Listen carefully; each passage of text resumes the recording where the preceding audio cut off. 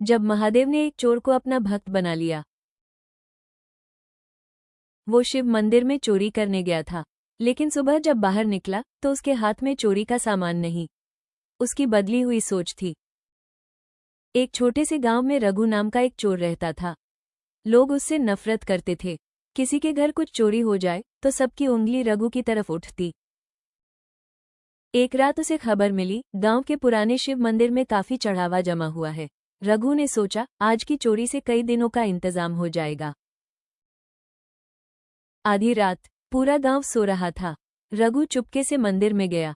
मंदिर में सिर्फ एक छोटा सा दीपक जल रहा था। वो धीरे धीरे चढ़ावे के पास पहुंचा और जैसे ही उसने पैसे उठाने के लिए हाथ बढ़ाया, अचानक जोरों की बारिश शुरू हो गई। तेज हवा चली और मंदिर का दरवाजा अपने आप बंद हो गया।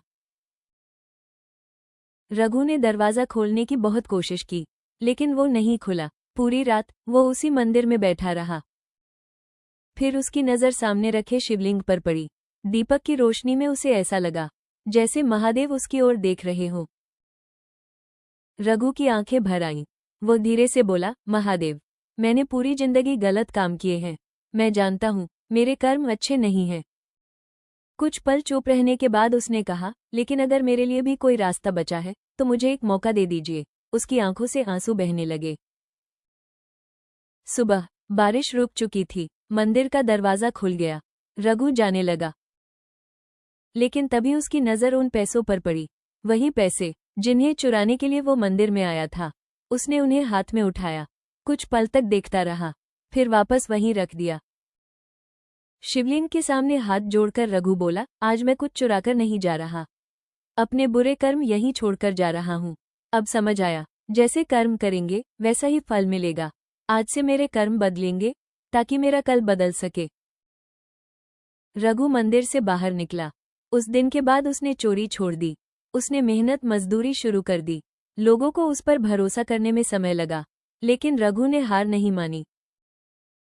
सालों बाद वही रघु हर सुबह मंदिर में पहला दीप जलाता था और अपनी कमाई का एक हिस्सा गरीबों में बांटता था। जिस इंसान को गांव कभी चोर कहता था, आज वही सबके लिए महादेव का सच्चा भक्त बन चुका था। अंतिम संदेश, महादेव ने रघु की किस्मत नहीं बदली थी, उन्होंने सिर्फ उसके कर्मों की दिशा बदल दी थी। क्योंकि इंसान अपने पुराने कर्मों को मिटा नहीं सकता, लेकिन आज से किए गए अच्छे कर्मों से अपना आने वाला कल जरूर बदल सकता है। हर हर महादेव।